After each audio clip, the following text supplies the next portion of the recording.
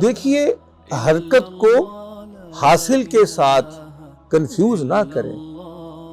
بعض اوقات ہم بہت مصروف ہوتے ہیں، بہت کاموں میں لگے ہوتے ہیں، بہت ایکٹیویٹی کر رہے ہوتے ہیں، لیکن حاصل کچھ نہیں ہو رہا ہوتا، اچیومنٹ نہیں ہو رہی ہوتی۔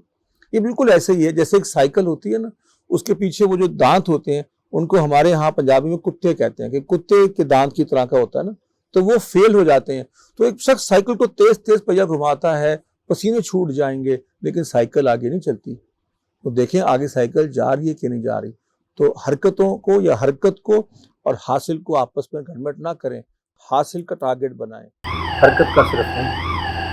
جن حرکتوں کے، جن حرکات کے، جن عمل کے، جس محنت کے انجام نہ ہو رہا ہو، اس کو دوبارہ سوچیں کہ کیسے ٹھیک تو کر رہے ہیں، غلط کر رہے ہیں۔ تو ہمیشہ اپنے آپ کا محاسبہ کرتے رہیں کہ میں جس طرف جا رہا ہوں اس میں کتنا آگے بڑھا ہوں۔